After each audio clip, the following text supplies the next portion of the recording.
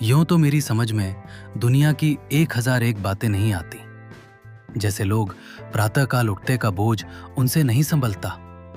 एक साथ ही सभी पढ़े लिखे आदमियों की आंखें क्यों इतनी कमजोर हो गई हैं? दिमाग की कमजोरी ही इसका कारण है या और कुछ? लोग किताबों के पीछे क्यों इतने हैरान होते हैं, इत्यादि। लेकिन इस समय मुझे इन बातों से मतलब नहीं। मेरे मन में एक नया प्रश्न उठ रहा है और उसका जवाब मुझे कोई नहीं देता। प्रश्न ये है कि सभ्य कौन है और असभ्य कौन? सभ्यता के लक्षण क्या है? सरसरी नजर से देखिए तो इससे ज्यादा आसान और कोई सवाल ही ना होगा। बच्चा बच्चा इसका समाधान कर सकता है। लेकिन जरा गौर से देखिए तो प्रश्न इतना आसान नहीं जान पड़ता। अगर कोट पतलून पहनना, टाई हैट, कॉलर लगाना, मेज पर बैठकर खाना खाना, दिन में 13 बार कोको या चाय पीना और सिगार पीते हुए चलना सभ्यता है, तो उन गोरों को भी सभ्य कहना पड़ेगा जो सड़क पर शाम को कभी कभी टहलते नजर आते हैं। शराब के नशे से आंखें सुर्ख, पैर लड़खड़ाते हुए रास्ता चलने वालों को अनायास छेड़ने की धुन। क्या उन गोरों को सभ्य कहा जा सकता है? कभी नहीं। तो यह सिद्ध हुआ कि सभ्यता कोई और ही चीज है। उसका देह से इतना संबंध नहीं है जितना मन से। मेरे इने गिने मित्रों में एक राय रतन किशोर भी हैं। आप बहुत ही सहृदय, बहुत ही उदार, बहुत अधिक शिक्षित और एक बड़े ओहदेदार हैं। बहुत अच्छा वेतन पाने पर भी उनकी आमदनी खर्च के लिए काफी नहीं होती। 1/4 वेतन तो बंगले ही की भेंट हो जाता है। इसलिए आप बहुधा चिंतित रहते हैं। रिश्वत तो नहीं लेते, कम से कम मैं नहीं जानता। हालांकि कहने वाले कहते हैं, लेकिन इतना जानता हूं कि वो भत्ता बढ़ाने के लिए दौरे पर बहुत रहते हैं। यहां तक कि इसके लिए हर साल बजट की किसी दूसरी मद से रुपए निकालने पड़ते हैं। उनके अफसर कहते हैं, इतने दौरे क्यों करते हो? तो जवाब देते हैं, इस जिले का काम ही ऐसा है कि जब तक खूब दौरे ना किए जाएं, रियाया शांत नहीं रह सकती।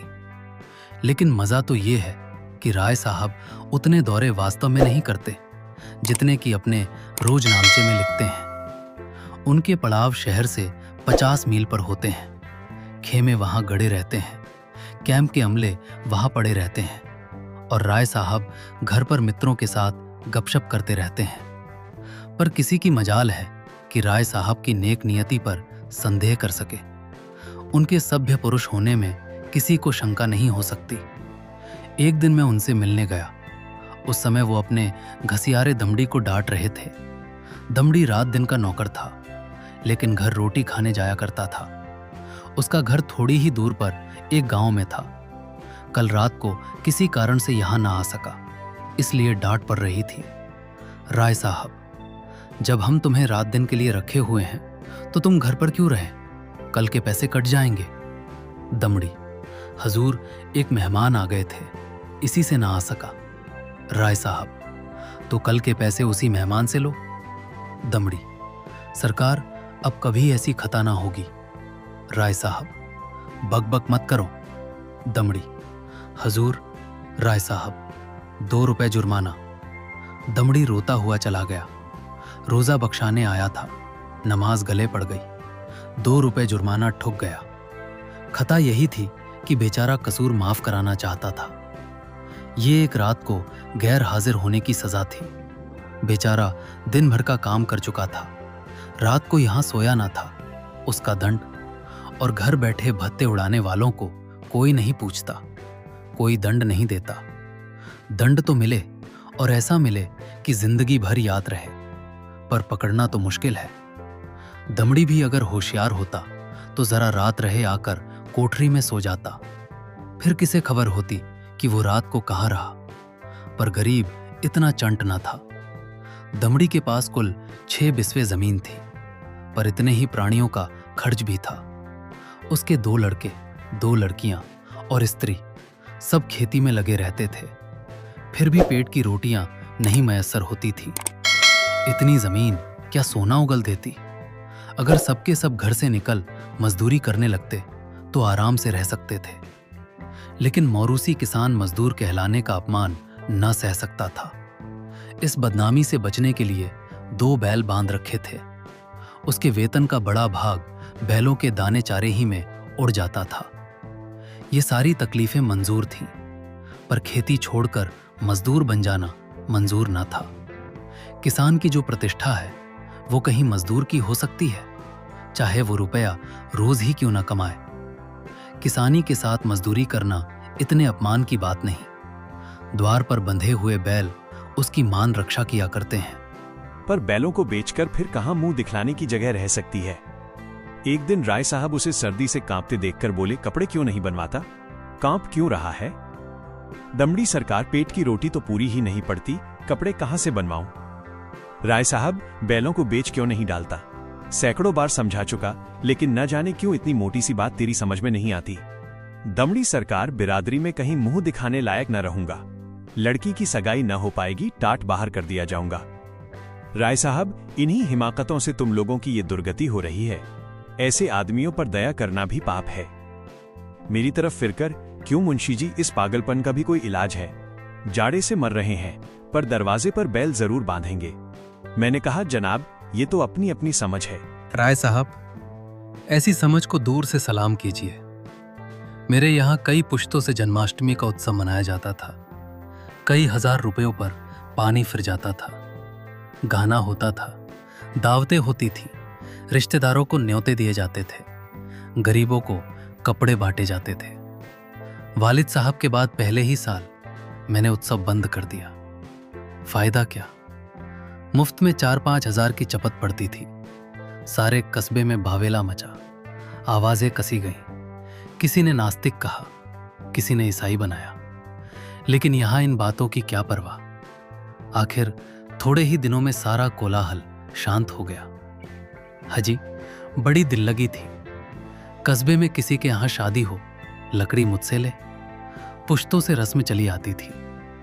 वालिद तो दूसरों से दरख्त मोल लेकर इस रस्म को निभाते थे। थी हिमाकत या नहीं, मैंने फौरन लकड़ी देना बंद कर दिया। इस पर भी लोग बहुत रोए धोए, लेकिन दूसरों का रोना धोना सुनूं या अपना फायदा देखूं। लकड़ी से कम 500 रुपए सालाना की बचत हो गई। अब कोई भूल कर भी इन चीजों के लिए दिक करने नहीं आता। मेरे दिल में फिर सवाल पैदा हुआ, दोनों में कौन सभ्य है? कुल प्रतिष्ठा पर प्राण देने वाला मूर्ख दमड़ी, या धन पर कुल मर्यादा को बलि देने वाले राय रतन किशोर राय साहब के इजलास में एक बड़े मार्के का मुकदमा पेश था। शहर का एक रईस खून के मामले में फंस गया था। उसकी जमानत के लिए राय साहब की खुशामदें होने लगी। इज्जत की बात थी। रईस साहब का हुक्म था कि चाहे रियासत बिक जाए, पर इस मुकदमे से बेदाग निकल जाऊं। डालियां लगाई गईं, सिफारिशें पहुंचाई गईं, पर राय साहब पर कोई असर न हुआ। रईस के आदमियों को प्रत्यक्ष रूप से रिश्वत की चर्चा करने की हिम्मत न पड़ती थी। आखिर जब कोई बस न चला, तो रईस की स्त्री ने राय साहब की स्त्री से मिलकर सौदा पटाने की ठानी। रात के 10 बजे थे। दोनों महिलाओं में बातें होने लगी। 20,000 की बातचीत थी। राय साहब की पत्नी तो इतनी खुश हुई कि उसी वक्त राय साहब के पास दौड़ी हुई आई और कहने लगी, ले लो, ले लो, तुम ना लोगे तो मैं ले लूंगी। राय साहब ने कहा, इतनी बेसब्र ना हो, वो तुम्हें अपने दिल में क्या समझेंगी? कुछ अपनी इज्जत का भी ख्याल है या नहीं?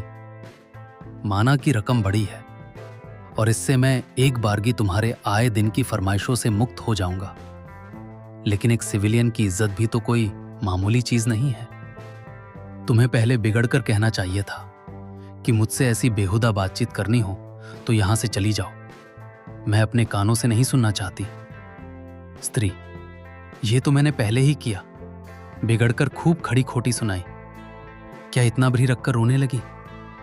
राय साहब, ये कहा था कि राय साहब से कहेंगी तो मुझे कच्चा ही चबा जाएंगे। ये कहते हुए राय साहब ने गदगद होकर पत्नी को गले लगा लिया। स्त्री, अजी, मैं न जाने ऐसी कितनी ही बातें कह चुकी, लेकिन किसी तरह टाले नहीं टलती। रो रो कर जान दे रही है राय साहब। उससे वादा तो नहीं कर लिया? स्त्री, वादा? मैं तो रुपए लेकर संदूक में रखाई, नोट थे। राय साहब, कितनी जबरदस्त अहमक हो न मालूम, ईश्वर तुम्हें कभी समझ भी देगा या नहीं। स्त्री, अब क्या देगा? देना होता तो दे ना दी होती। राय साहब, हाँ, मालूम तो ऐसा ही होता है। मुझसे कहा तक नहीं और रुपए लेकर संदूक में दाखिल कर लिए। अगर किसी तरह बात खुल जाए तो कहीं का ना रहूं। स्त्री, तो भाई सोच लो, अगर कुछ गड़बड़ हो तो मैं जाकर रुपए लौटा दूं। राय साहब, फिर वही हिमाकत। अरे अब तो जो कुछ होना था हो चुका। ईश्वर पर भरोसा करके जमानत लेनी पड़ेगी। लेकिन तुम्हारी हिमाकत में शक नहीं। जानती हो यह सांप के मुंह में उंगली डालना है। ये भी जानती हो कि मुझे ऐसी बातों से कितनी नफरत है, फिर भी बेसब्र हो जाती हो। अब की बार तुम्हारी हिमाकत से मेरा व्रत टूट रहा है। मैंने दिल में ठान लिया था कि अब इस मामले में हाथ न डालूंगा, लेकिन तुम्हारी हिमाकत के मारे जब मेरी कुछ चलने भी पाए। स्त्री, मैं जाकर लौटाए देती हूँ। राय, और मैं जाकर जहर खाए लेता हूँ। इधर तो स्त्री पुरुष में ये अभिनय हो रहा था, उधर दमड़ी उसी वक्त अपने गांव के मुखिया के खेत से ज्वार काट रहा था। आज वो रात भर की छुट्टी लेकर घर गया था। बैलों के लिए चारे का एक तिनका भी नहीं है। अभी वेतन मिलने में कई दिन की देर थी, मोल ले न सकता था। घर वालों ने दिन को कुछ घास छीलकर खिलाई तो थी, लेकिन ऊंट के मुंह में जीरा, उतनी घास से क्या हो सकता था। दोनों बैल भूखे खड़े थे। दमड़ी को देखते ही दोनों पूंछें खड़ी करके हुकारने लगे। जब वो पास गया तो दोनों उसकी हथेलियां चाटने लगे। बेचारा दमड़ी मन महसूस कर रह गया। सोचा, इस वक्त तो कुछ हो नहीं सकता, सवेरे किसी से कुछ उधार लेकर चारा लाऊंगा। लेकिन जब 11 बजे रात उसकी आंखें खुली तो देखा कि दोनों बैल अभी तक नांद पर खड़े हैं। चांदनी रात थी। दमड़ी को जान पड़ा कि दोनों उसकी ओर उपेक्षा और याचना की दृष्टि से देख रहे हैं। उनकी क्षुधा वेदना देखकर उसकी आंखें सजल हो आईं। किसान को अपने बैल अपने लड़कों की तरह प्यारे होते हैं। वो उन्हें पशु नहीं, अपना मित्र और सहायक समझता है। बैलों को भूखा खड़ा देखकर नींद आंखों से भाग गई। कुछ सोचता हुआ उठा, हंसियां निकाली और चारे की फिक्र में चला। गांव के बाहर बाजरे और ज्वार के खेत खड़े थे। दमड़ी के हाथ कांपने लगे, लेकिन बैलों की याद ने उसे उत्तेजित कर दिया। चाहता तो कई बोझ काट सकता था, लेकिन वो चोरी करते हुए भी चोर न था। उसने केवल उतना ही चारा काटा जितना बैलों को रात भर के लिए काफी हो। सोचा, अगर किसी ने देख भी लिया तो उससे कह दूंगा बैल भूखे थे इसलिए काट लिया। उसे विश्वास था कि थोड़े से चारे के लिए कोई मुझे पकड़ नहीं सकता। मैं कुछ बेचने के लिए तो काट नहीं रहा हूं, फिर ऐसा निर्दयी कौन है जो मुझे पकड़ ले। बहुत करेगा, अपने दाम ले लेगा। उसने बहुत सोचा। चारे का थोड़ा होना ही उसे चोरी के अपराध से बचाने को काफी था। चोर उतना काटता जितना उससे उठ सकता। उसे किसी के फायदे और नुकसान से क्या मतलब। गांव के लोग दमड़ी को चारा लिए जाते देखकर बिगड़ते जरूर, पर कोई चोरी के इल्जाम में न फंसाता। लेकिन संयोग से हल्के के थाने का सिपाही उधर जा निकला। वह पड़ोस के एक बनिए के यहाँ जुआ होने की खबर पाकर कुछ ऐंठने की टोह में आया था। दमड़ी को चारा सिर पर उठाते देखा तो संदेह हुआ, इतनी रात गए कौन चारा काटता है? हो न हो कोई चोरी से काट रहा है। डांटकर बोला, कौन चारा लिए जाता है? खड़ा रह। दमड़ी ने चौंक कर पीछे देखा तो पुलिस का सिपाही। हाथ पांव फूल गए, कांपते हुए बोला, हुजूर थोड़ा ही सा काटा है, देख लीजिए। सिपाही, थोड़ा काटा हो या बहुत, है तो चोरी। खेत किसका है? दमड़ी, बलदेव महतो का। सिपाही ने समझा था शिकार फंसा, इससे कुछ ऐंठूंगा, लेकिन वहां क्या रखा था। पकड़कर गांव में लाया और जब वहां भी कुछ हत्थे चढ़ता न दिखाई दिया तो थाने ले गया। थानेदार ने चालान कर दिया। मुकदमा राय साहब ही के इजलास में पेश किया। राय साहब ने दमड़ी को फंसे हुए देखा तो हमदर्दी के बदले कठोरता से काम लिया। बोले, ये मेरी बदनामी की बात है, तेरा क्या बिगड़ा? साल 6 महीने की सजा हो जाएगी, शर्मिंदा तो मुझे होना पड़ रहा है। लोग यही तो कहते होंगे कि राय साहब के आदमी ऐसे बदमाश और चोर हैं। तू मेरा नौकर ना होता तो मैं हल्की सजा देता, लेकिन तू मेरा नौकर है, इसलिए कड़ी से कड़ी सजा दूंगा। मैं ये नहीं सुन सकता कि राय साहब ने अपने नौकर के साथ रियायत की। ये कहकर राय साहब ने दमड़ी को 6 महीने की सख्त कैद का हुक्म सुना दिया। उसी दिन उन्होंने खून के मुकदमे में जमानत ले ली। मैंने दोनों वृत्तांत सुने और मेरे दिल में ये ख्याल और भी पक्का हो गया कि सभ्यता केवल हुनर के साथ ऐब करने का नाम है। आप बुरे से बुरा काम करें, लेकिन अगर आप उस पर पर्दा डाल सकते हैं तो आप सभ्य हैं, सज्जन हैं, जेंटलमैन हैं। अगर आप में ये सिफत नहीं तो आप असभ्य हैं, गंवार हैं, बदमाश हैं। यही सभ्यता का रहस्य है।